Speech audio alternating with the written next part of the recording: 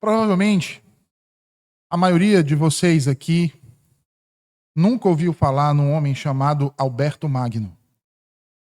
Talvez outros já tenham ouvido falar, ou quem sabe, já tenham visto algum nome de alguma rua com esse título, Alberto Magno. Conhecido também como Alberto o Grande. Um homem que teve uma grande importância se nós considerarmos a história da igreja. O homem que foi mestre do grande erudito cristão Tomás de Aquino, no século XIII. Quando Aquino foi a Paris pela primeira vez e passou a ser ensinado ou orientado por Magno, seus colegas de classe o ridicularizavam e frequentemente gozavam da aparência física dele e do seu comportamento, por ser extremamente desajeitado e lento. Eles o chamavam de boi mudo. Mas ao ouvir isso, Alberto Magno repreendeu os alunos e declarou que um dia Aquino surpreenderia o mundo inteiro com sua erudição. Nos séculos seguintes, é claro, Aquino passou a ser conhecido como o doutor Angélicos, doutor angélico entre os estudiosos da Igreja Católica Romana. Não foi Magno, não foi Alberto Magno quem recebeu esse apelido, mas Tomás de Aquino. Indiscutivelmente, o teólogo mais profundo, filosoficamente falando, de toda a história da igreja. Ofuscando assim o seu outrora e grande mestre Alberto. Eu tenho certeza, irmãos, que na vivência do dia a dia, eu trouxe aqui um exemplo de grandes nomes, mas talvez vocês já tenham vivenciado e visto alguns outros nomes ocultos da história testemunharem essa mesma realidade. O aluno que supera o mestre. No entanto, o texto que nós acabamos de ler do Evangelho segundo Mateus, Jesus parece dizer o contrário. Porque ele diz que o discípulo não está acima do seu mestre, nem o servo acima do seu senhor. Ora, mas nós, rotineiramente, nós podemos dizer assim, temos visto muitos alunos superarem seus mestres. Fazerem de seu nome superior ao daqueles que lhe instruíram outrora. A partir disso, irmãos, como nós podemos então interpretar essas palavras de Jesus aqui? Como poderia Jesus falar acerca disso e dessa forma, se temos exemplos tão claros de alunos superando seus mestres? E que poderiam ser citados aqui, não apenas por mim, mas por muitos de vocês que aqui se encontram hoje. Em primeiro lugar, meus irmãos, é preciso contextualizar as palavras do bom Salvador. E em segundo lugar, é necessário observar o fato de que Jesus não estava dizendo que nenhum aluno poderia superar as realizações de seu professor à medida que ele amadurece e cresce em seu aprendizado. Em vez disso, o que Jesus estava dizendo aqui realmente é que enquanto alguém é aluno, enquanto alguém está convivendo com o outro numa relação de subordinação, e nesse caso uma relação de subordinação entre aluno e professor, há uma hierarquia. E dentro dessa hierarquia, por implicação, conclui-se que o aluno, portanto, não tem autoridade sobre o seu professor. A autoridade reside sobre aquele que ensina. E vejam, meus irmãos, que essas palavras nunca foram tão necessárias como em nossos dias. e tão preciosas como no momento em que nós atravessamos em nossa nação, no contexto do nosso país. E por que nós falamos assim? E por que nós dizemos isso? Ora, porque vivemos em uma época tumultuada. Tumultuada. Onde isso tem sido quebrado diariamente. Não apenas na relação aluno e professor, mas na relação de filho com pai, nas relações de empregado com empregador, nas relações de crentes com seus pastores. As autoridades têm sido desrespeitadas. Por isso a palavra cabe aqui. Repito, vivemos em um momento tumultuado em nosso país, e isso devido à propagação doutrinária, política, revolucionária, ateísta e comunista deflagrada desde o século passado, não só aqui no Brasil, mas por toda a América. Para não irmos tão distante. R.C. Sproul conta que, em 1960, enquanto era professor universitário de filosofia, o SDS, a sigla, se formos traduzir do movimento, seria Estudantes por uma Sociedade Democrática, buscava revolucionar o ensino superior norte-americano. Como eles buscavam fazer isso? Através de uma ocupação dos chamados campi, recheando eles com protestos e quebra-quebra na sala do reitor. E o que então eles reivindicavam? Eles reivindicavam que os alunos tivessem o direito de determinar o seu próprio currículo estudantil. Vejam bem isso. Os alunos reivindicavam o direito de determinar o próprio currículo estudantil.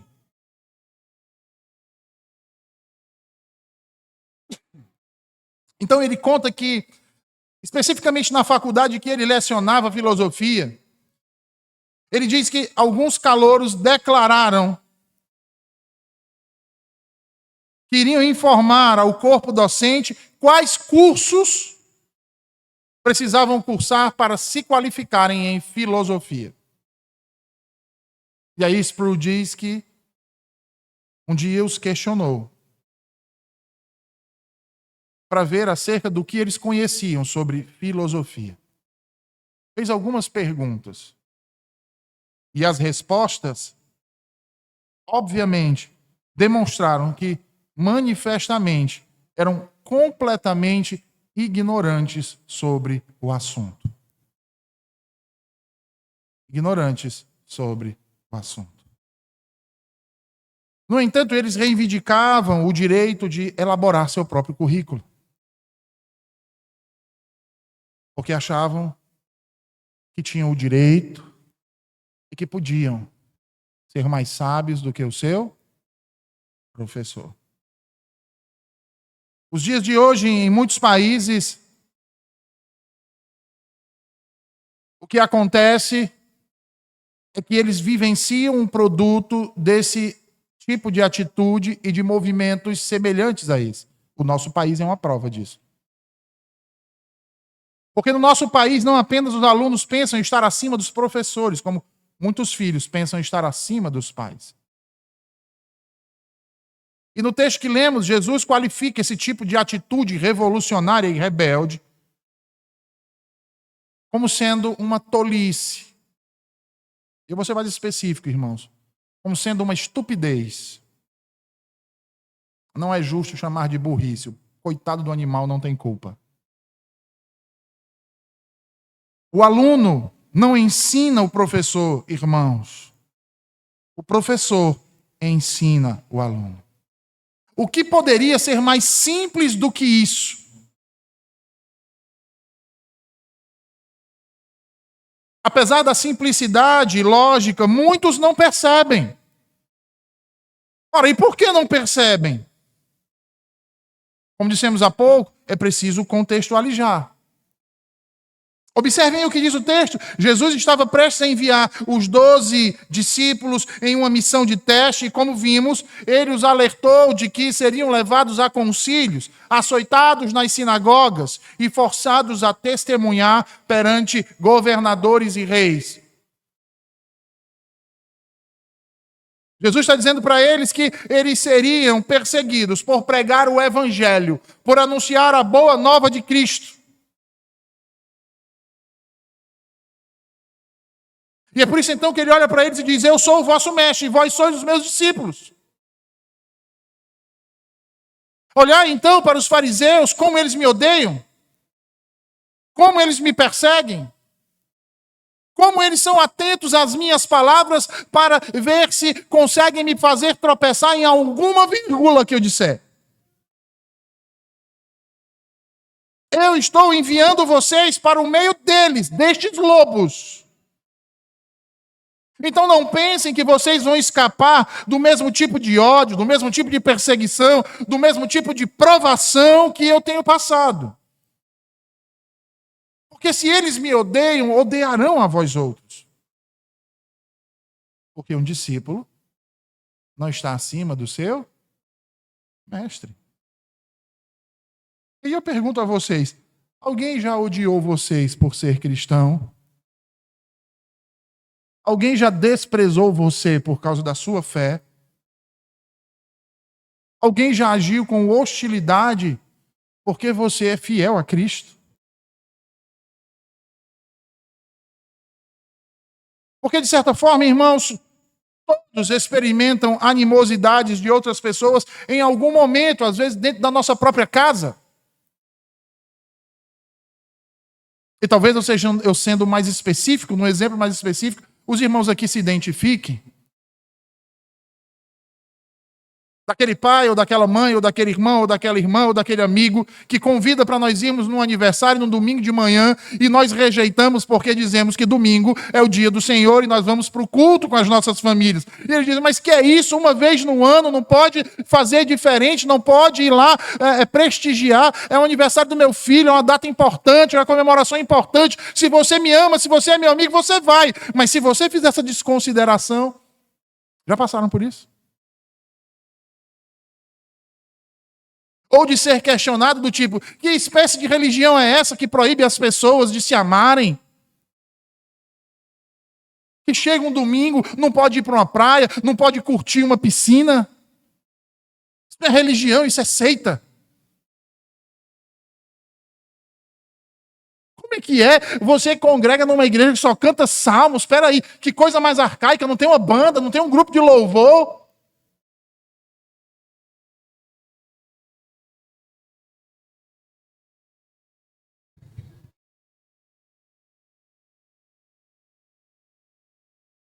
Certamente muitos de nós já passou por situações como essas. Animosidades. Mas a Bíblia nos ensina sobre isso, irmãos. A Bíblia nos ensina que em nossa humanidade inerente, caída, nós temos um ódio que é natural por Deus.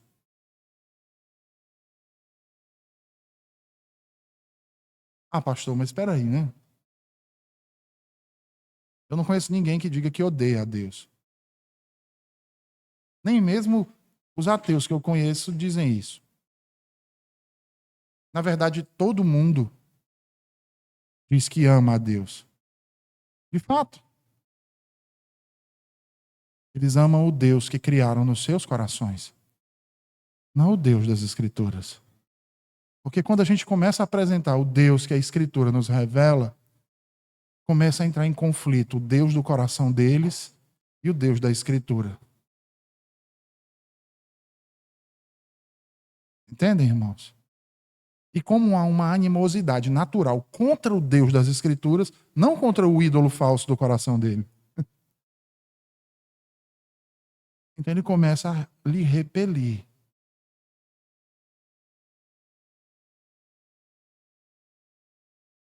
Porque se você parar qualquer um na rua e dizer assim, você odeia a Deus, ele vai dizer, não, eu não odeio a Deus. Por que dessa pergunta? Talvez você poderia dizer, não, porque eu acho que você odeia a Deus.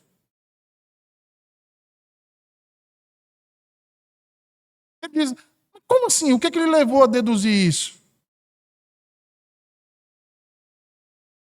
A sua vida. Se nós atentarmos para o que diz Romanos 8,7,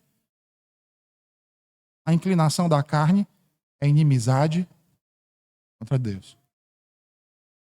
Então, se você está inclinado à carne, significa dizer que você está inclinado a ser inimigo de Deus.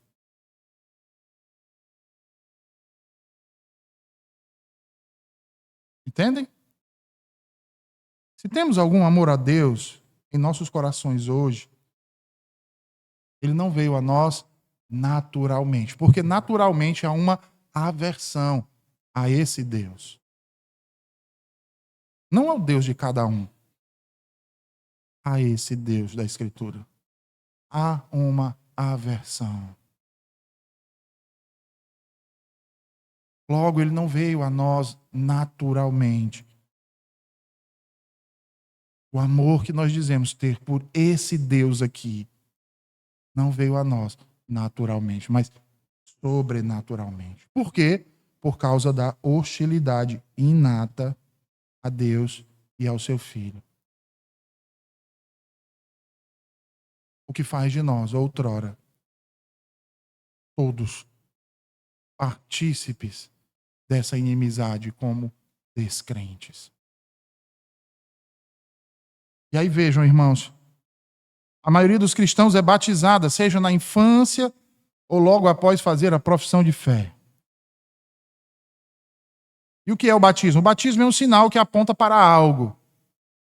Mas aponta para o quê? Entre outras coisas, nós podemos dizer que o batismo aponta para uma purificação de nossos pecados. Daí usarmos água com a intenção de purificar, com a intenção de lavar. Porém, o batismo significa muito mais do que isso. Porque é um sinal da promessa de Deus de conceder todos os benefícios da obra de Jesus Cristo a todo aquele que crê. E é claro que ele não concede esses benefícios de modo automático com o sinal. É por isso que uma pessoa pode ser batizada antes ou depois de crer, assim como no Antigo Testamento, quando uma pessoa era circuncidada antes ou depois de crer, dependendo das circunstâncias. Mas além disso, irmãos, o batismo é um sinal da nossa identificação com a morte e a ressurreição de Jesus. Com a sua humilhação e com a sua exaltação. Porque Jesus promete aos seus discípulos que todos os que são seus participarão plenamente da glória que o Pai lhe concederá. Em Romanos 8, versículo 16 e 17a, o apóstolo Paulo diz: o próprio Espírito testifica com o nosso Espírito que somos filhos de Deus. E, se filhos, então herdeiros, herdeiros de Deus e co-herdeiros com Cristo. E que afirmativa gloriosa. Co-herdeiros com Cristo. O que significa que participaremos da sua exaltação. Mas quem diz que nós temos esse direito?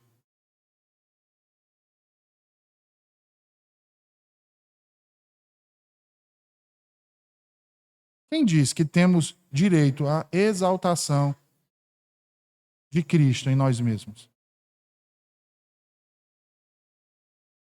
Se não temos mérito algum pelo qual mereçamos participar dessa glória. Senão pela sua graça, que experimentaremos essa glória. Mas ao mesmo tempo, irmãos, Somos chamados a participar da humilhação de Jesus. E o Novo Testamento diz que se nos recusarmos a participar de sua humilhação, jamais participaremos da sua exaltação. Mas quantos querem participar da humilhação? Hã?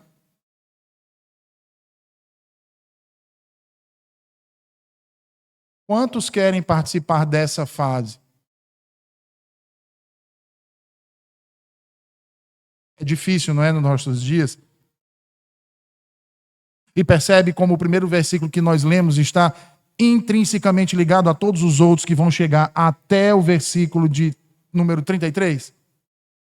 Do aluno que se acha superior ao seu mestre, Jesus está dizendo, não pode se achar. Porque a exaltação tem que ser precedida pela humilhação, mas ninguém nos nossos dias quer se humilhar, não é verdade, irmãos? Nos nossos dias, quando nós erramos, ninguém gosta que o pastor chegue e aponte o dedo para você e diga, você está errado, meu irmão.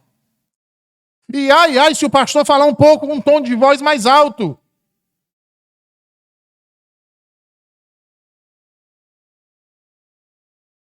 Porque talvez o pastor não tenha os títulos, o pastor não tenha o dinheiro, mas o pastor tem uma autoridade que foi dada por Deus através de Jesus Cristo, nosso Senhor.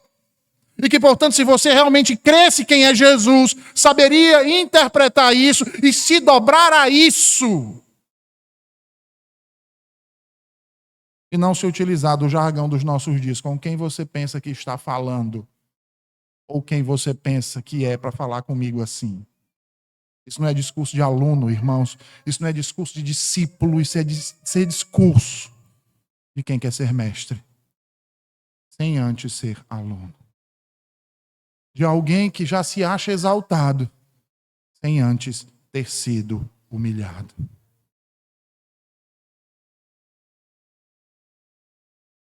E é interessante porque quando nós nos lembramos disso, não é mesmo? Ó participantes da glória de Cristo. Olha só, irmãos, mas por que participamos disso? Temos mérito para isso? Aí nós dizemos, não, nós não temos méritos para isso. O que nós fizemos para receber isso? Nada, é graça de Deus. Mas a gente fala, mas não vive.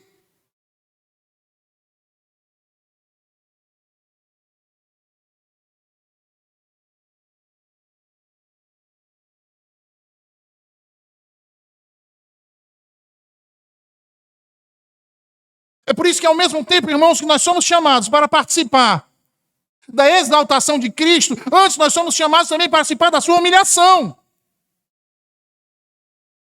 Porque sem a humilhação jamais seremos exaltados com Ele. É por isso então que imediatamente após afirmar que somos herdeiros com Cristo, Paulo vai acrescentar uma ressalva, lá em Romanos 8, e versículo 17, ele diz, se de fato com Ele padecemos.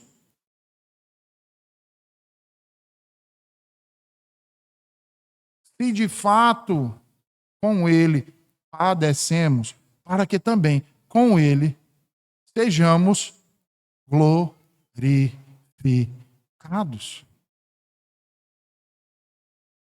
Mas nós temos padecido, irmãos.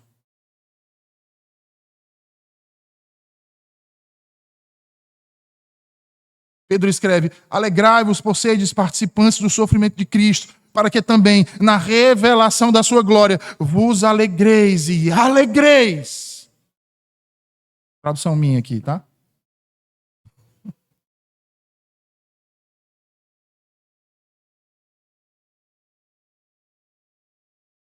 Porque Jesus reserva a sua glória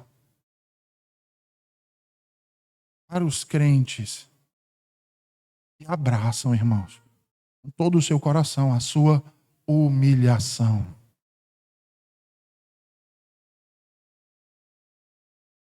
Todos nós queremos participar da sua glória. Mas poucos dentre nós são aqueles que querem participar da sua humilhação, da sua rejeição, do seu sofrimento.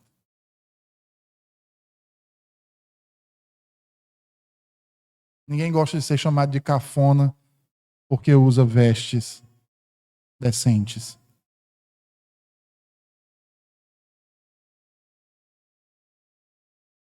Ninguém gosta de ser chamado de antiquado porque não escuta qualquer tipo de música.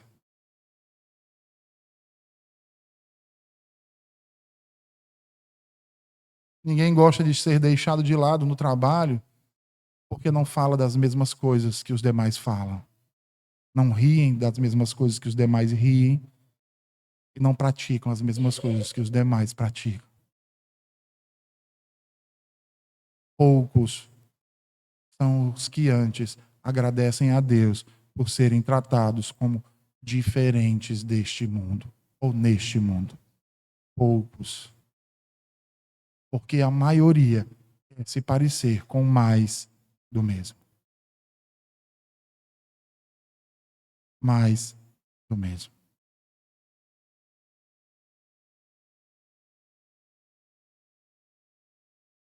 É natural, mesmo para pessoas regeneradas, tentar distanciar-se do seu Salvador no momento da humilhação.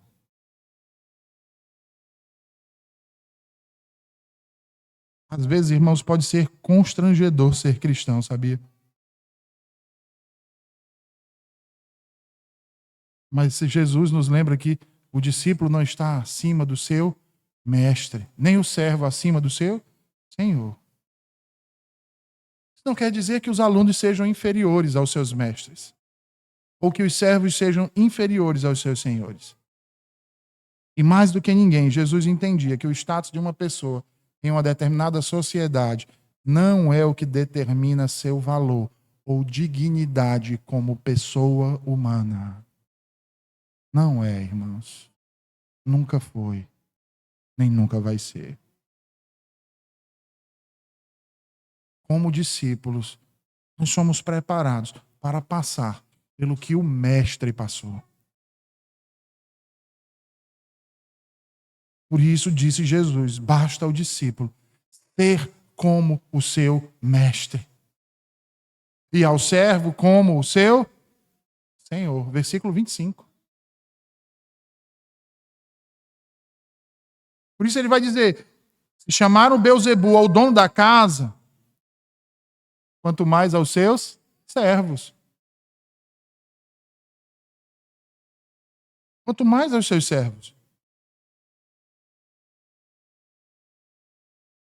Ora, mas quem é Beelzebu? Há uma certa discussão acerca da etimologia desse termo. Muitos acreditam que o termo Beelzebu foi derivado de alguns títulos usados na antiga religião pagã para deuses e deusas. Uma forma da palavra foi traduzida como Senhor das Moscas.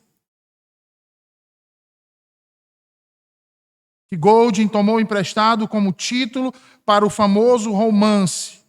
Uma outra tradução possível é Senhor da morte e do esterco. Isso mesmo, da morte e do esterco. Os judeus tomaram emprestado esses tipos de termos e os aplicaram então à pessoa de Satanás como insultos. Portanto, Beelzebu aqui no contexto era uma referência a Satanás. E sabemos que Jesus é claramente aqui o dono dessa casa, nesse versículo 25. E ele está dizendo que se ele, o tão esperado Messias, a segunda pessoa da Trindade, é chamado de Satanás, como é que iam chamar os discípulos dele? Era isso ou pior, irmãos. O que implica dizer que nós, como cristãos, deveríamos esperar ser conhecidos na comunidade como pessoas que pertencem ao Senhor do monturo.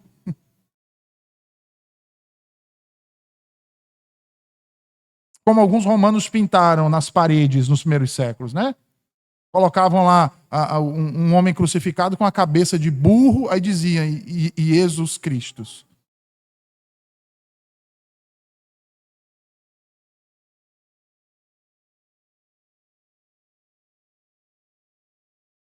Essa é a dignidade que devemos esperar receber do mundo se formos fiéis a Cristo.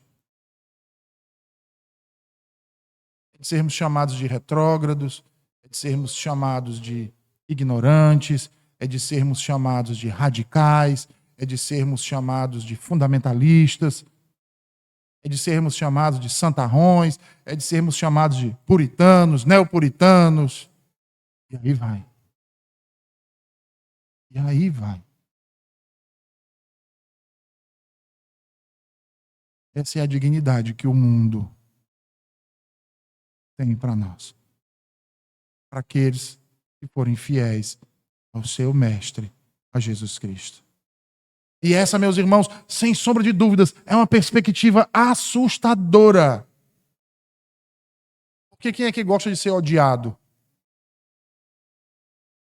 Quem é que gosta de ser provocado diariamente? Sabe, amanhecer o dia e o seu vizinho que cria uma ninhada lá de gato, sei lá como é que chama aquilo, e colocar todos para fazer as suas necessidades no jardim da sua casa.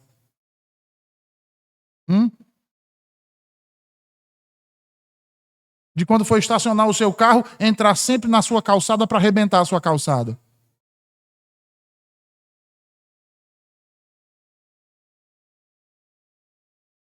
Ninguém gosta de ser odiado a tal ponto.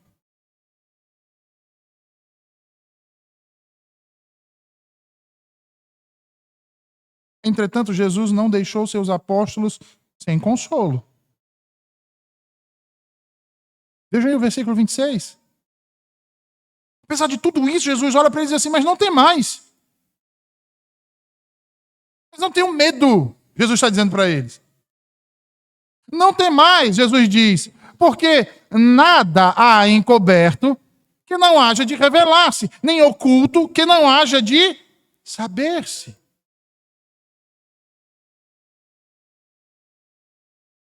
É interessante porque quando a gente olha para o versículo 26, parece que o negócio não fica mais claro, parece que complica mais um pouco. Ou nos traz uma preocupação excedente.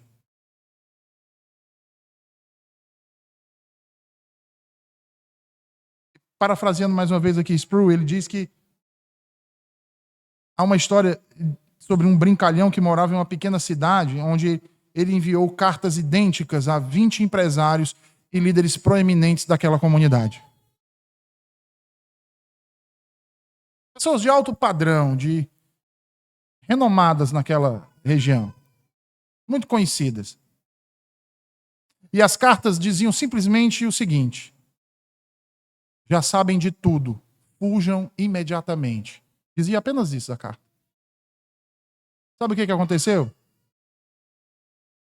Com aqueles 20 empresários e líderes proeminentes? Todos eles deixaram a cidade no dia seguinte. Qual é o ponto aqui, irmãos? Todos têm segredos guardados.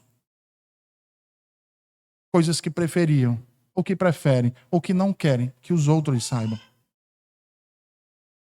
E que fazem tudo para encobrir os seus defeitos, os seus erros, aquilo que é mais sórdido na sua vida. Aquilo que muitas vezes nem a sua esposa sabe, nem o seu marido sabe, porque nunca saiu da sua mente.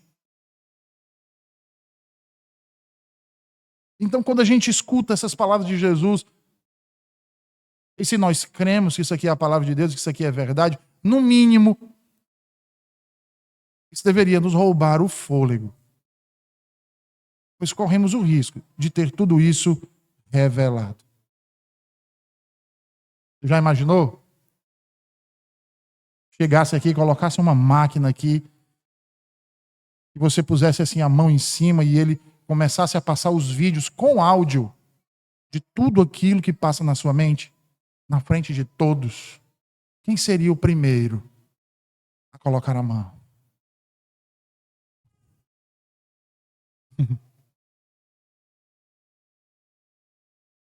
O interessante é que as Escrituras indicam que todos os nossos segredos serão expostos diante de Deus no juízo final. Vocês já pararam para pensar nisso? Todos. Todos. Apesar que não era isso que Jesus estava falando aqui.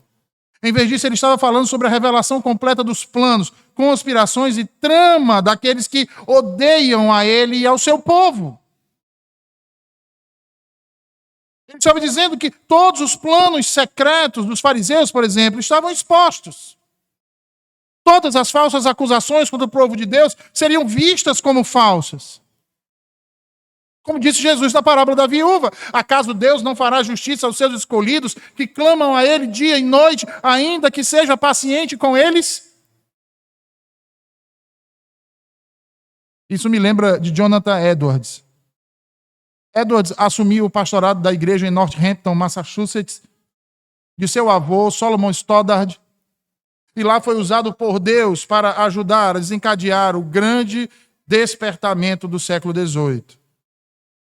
E ele pastoreou aquela igreja por muitos anos, mas no final ele foi destituído do cargo e humilhado publicamente. Por quê?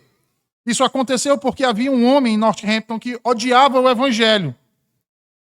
E odiava Edwards. Então ele começou a espalhar um monte de fofoca terrível sobre aquele pastor. Não havia nada de verdade nisso. Mas Edwards não quis bater boca com ninguém sobre aqueles rumores, sobre aquelas histórias. E quando os líderes da comunidade o pressionaram para que se defendesse, a resposta de Jonathan Edwards foi que Deus havia prometido defender seu povo. Ora, por que Edwards respondeu dessa forma? Porque ele acreditava, irmãos, que se ele tentasse estabelecer a sua própria autodefesa, essa seria toda a defesa que ele receberia. No entanto, ele cria com todas as suas forças e de todo o seu coração que se sofresse em silêncio e recebesse todo o opróbrio por amor à verdade e a Cristo, esperando em Deus, ele seria defendido de um modo completo e irrepreensível e final pelo próprio Deus.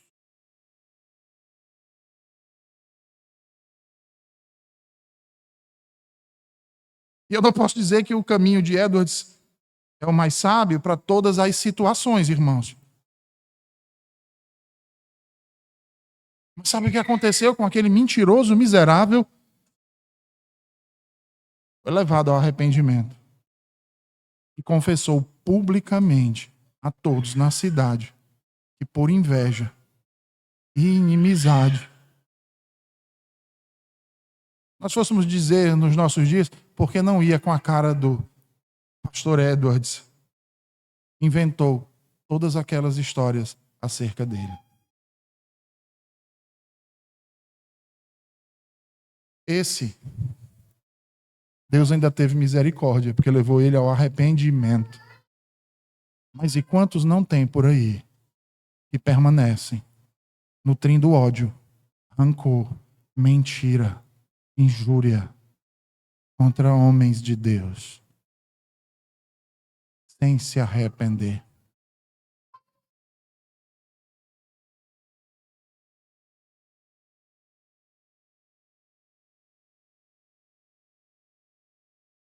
Deus defende seu povo, irmãos. Deus defende o seu povo. Pode não ser imediatamente, mas é consequentemente.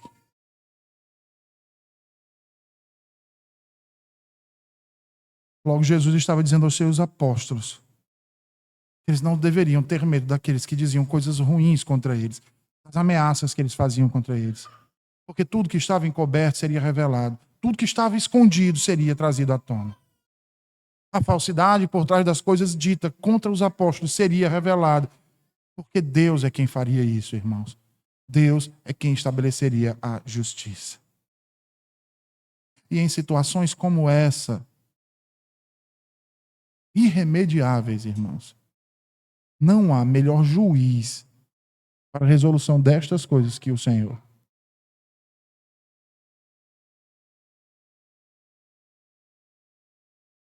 Não existe melhor juiz que o Senhor. É por isso que quando formos perseguidos, injuriados e caluniados, irmãos, a gente não tem que bater boca. A gente tem que pegar essas pessoas e entregar nas mãos do justo juiz e dizer: Senhor, estabelece a tua justiça entre eu e ele.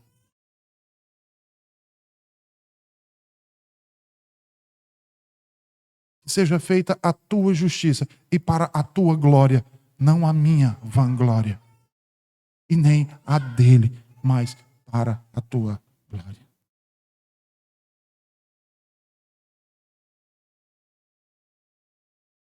Mas isso só quem pode pedir e confiar e esperar nisso, irmãos, é quem tem temor ao Senhor.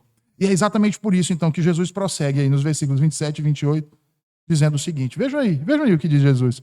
O que vos digo em trevas, dizei-o em luz. E o que escutais ao ouvido, pregai-o sobre os telhados. E não temais os que matam o corpo e não podem matar a alma. Temei antes aquele que pode fazer perecer no inferno a alma e o corpo.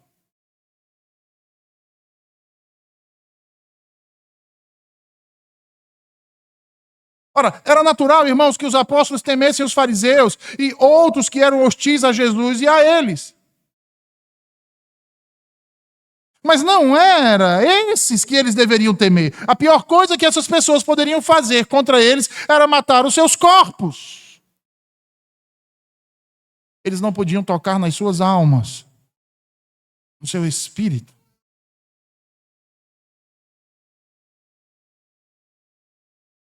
Um homem chamado Alexander Solzhenitsyn, um dos dissidentes da União Soviética, passou anos em campos de trabalho forçado. E depois que finalmente ele foi libertado, perguntaram-lhe como ele havia conseguido suportar o tormento e a tortura em seu cativeiro. Ele disse que sabia que era indefeso contra a tortura do corpo. Ele não tinha o que fazer.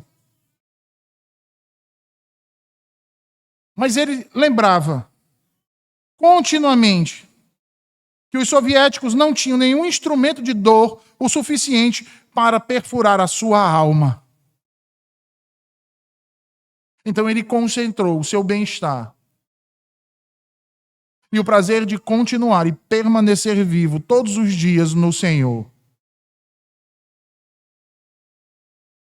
Você sabe o que é isso, irmãos? Literalmente, esse homem colocou a sua fé em tudo aquilo que ele podia se agarrar e confiou no Senhor Jesus como sendo o consolador que ele necessitava naquele terrível momento de perseguição por causa da sua fé. Da sua fé. E nós, o que temos feito, irmãos? Temos agido dessa forma quando perseguidos e caluniados? Ou como galos de briga, temos ido tomar satisfação? Ou pior ainda, temos nos submetido com medo? Tememos mais aos homens o que eles podem fazer, irmãos, se não fazer mal ao nosso corpo, mas não podem ferir a nossa alma, porque a nossa alma pertence ao Senhor, e é Ele quem nos consola, é Ele quem nos sustenta, é Ele quem nos faz permanecer de pé, confiantes e perseverantes em meio a todas as adversidades.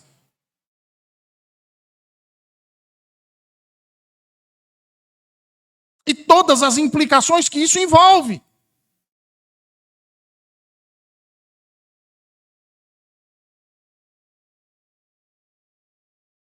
Jesus disse que devemos temer aquele que pode fazer perecer no inferno tanto a alma como o corpo.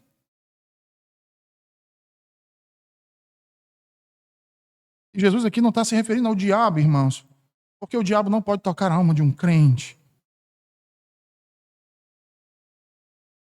O único que pode lançar no inferno qualquer pessoa é Deus, irmãos. Logo, claramente, devemos ter temor, uma reverência saudável pelo poder de Deus. Mas nesses últimos dias, tem havido pouco temor a Deus. Não há senso piedoso de temor e reverência diante do nosso Criador. Ainda que leiamos constantemente na Escritura que o temor do Senhor é o princípio da sabedoria. E que mais uma vez eu lembro os irmãos que quando falamos de temor, irmãos, nós não estamos nos referindo a um medo paralisante ou aterrorizante de Deus, mas de um profundo respeito, reverência, admiração reconhecimento da grandeza, da santidade, da glória, do poder de Deus. Uma consciência da presença divina, um senso de responsabilidade diante do Altíssimo e um desejo sincero de viver de acordo com a sua vontade. Isso é temer a Deus.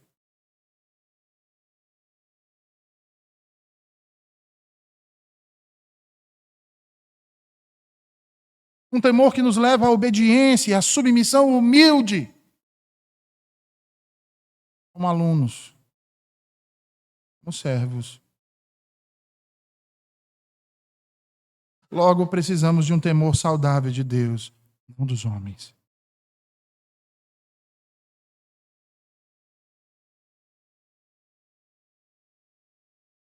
E aí é por isso que Jesus vai dizer, ora, não se vendem 2 passarinhos por um asse, e nenhum deles cairá em terra sem a vontade de vosso Pai. E até mesmo os cabelos da vossa cabeça estão todos contados. Não temais, pois, mais valeis vós do que muitos passarinhos. Percebam aí que, após dizer a eles que deveriam temer a Deus, Jesus lhes diz para não temê-lo. Como assim? É para temer ou não é para temer? Vejam, irmãos, Deus tem o poder da vida e da morte. E o pardal é um exemplo disso. Essa ave não tem quase valor algum em termos humanos. No entanto, o único Deus, onisciente e onipotente, sabe o real valor que ele tem. E se ele tem um valor, aquela avezinha tão pequenina e tão tola, um ser humano é muito mais valioso que ela. Tanto é que destes, Jesus vai dizer, até os fios de cabelo de sua cabeça são contados. Mas talvez você ainda se pergunte, o que Jesus estava querendo dizer com isso? Ele estava querendo dizer com isso que, visto que Deus valorizou os apóstolos a ponto de trazê-lo para a sua própria família, valorizou a você, valorizou a mim, ao ponto de chamarmos de filhos, mesmo tendo o poder de nos lançar no inferno, eles não precisavam ter medo dele, um medo temerário, de pavor, de horror. Não precisamos temê-lo se nossas vidas estiverem escondidas no seu unigênito Filho, nosso Senhor e Salvador Jesus Cristo. Não precisamos temê-lo dessa forma. Mas se não estivermos no Filho, certamente devemos tremer e não apenas temer. Porque esse Deus é como um fogo consumidor, irmãos.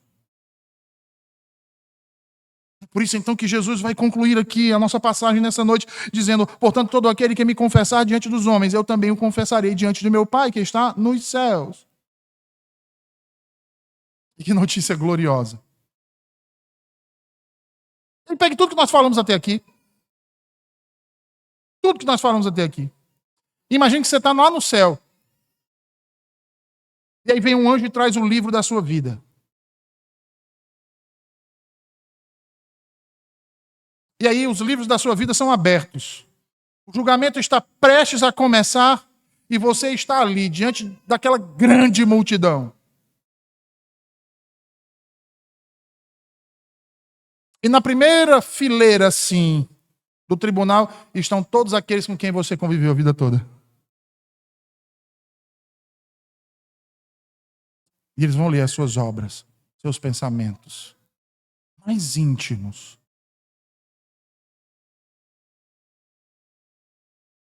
Tudo que você já fez em segredo está prestes a se tornar manifesto a todos.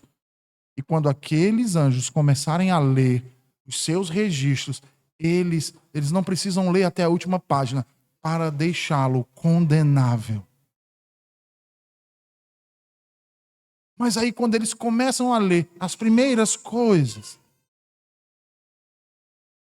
de repente Jesus se levanta, vem e diz, Pai, este não. Este não. Este é meu. Você consegue imaginar isso? Cristo chegando diante do Pai, no tribunal, diante de toda a multidão, diante de todos os anjos e dizendo: esse não vai ser exposto, esse é meu. Tudo que ele fez de errado foi perdoado, foi pago com o meu sangue.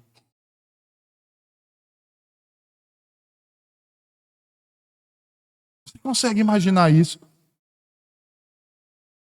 Porque foi isso que ele prometeu fazer por todos aqueles que o confessarem diante dos homens.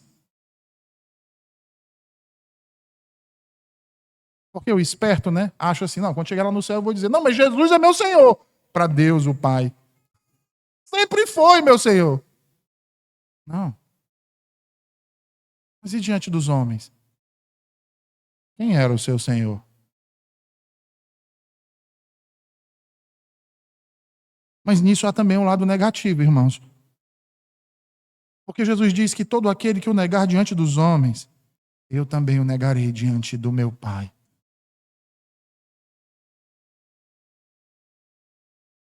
Sabe, às vezes a gente proclama Cristo para algumas pessoas e às vezes a gente escuta assim: ah, eu já pequei muito. Eu acho que Jesus não me quer, não. Eu tenho vergonha do que eu fiz, sabe? É melhor viver do jeito que eu estou vivendo. Quanta soberba. A gente precisa, às vezes, lembrar essas pessoas que aqueles que estão muito envergonhados e constrangidos de Cristo para reconhecê-lo. Ah, não, eu não vou andar vestida de modo modesto, porque todo mundo vai me chamar de careta. Esses aí que negam a Cristo,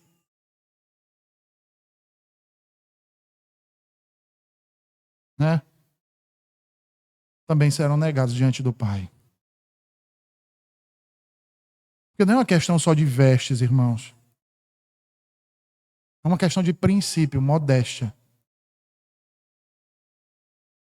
O corpo da esposa é para o marido, não para os maridos. Assim como o corpo do marido é para a esposa, não para as esposas. Então não é uma questão de vestimenta. Modéstia é uma questão de princípio.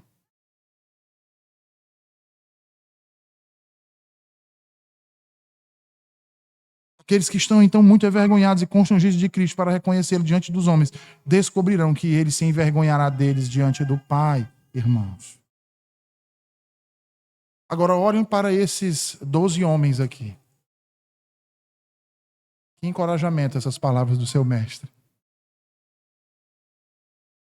Porque ele está dizendo: olha, como alunos, vocês vão ser humilhados. Mas um dia vocês vão ser exaltados. Então não se envergonhem. Não se acovardem. Não tenham medo daqueles que os perseguem, daqueles que os julgam, daqueles que os acusam falsamente, daqueles que inventam mentiras sobre vocês, daqueles que os maltratam, daqueles que humilham você. Porque diante do Pai, assim como vocês não me negaram diante dos homens, antes suportaram todas essas coisas por amor de mim, eu os confessarei diante do Pai. E adivinha o que vai acontecer com vocês? Vocês serão exaltados, como eu fui.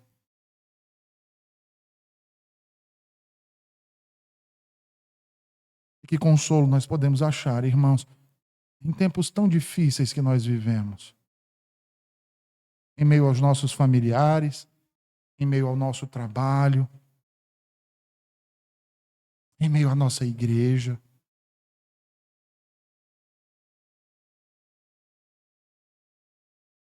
Que assim como essas palavras trouxeram um conforto, a nós também hoje deve trazer.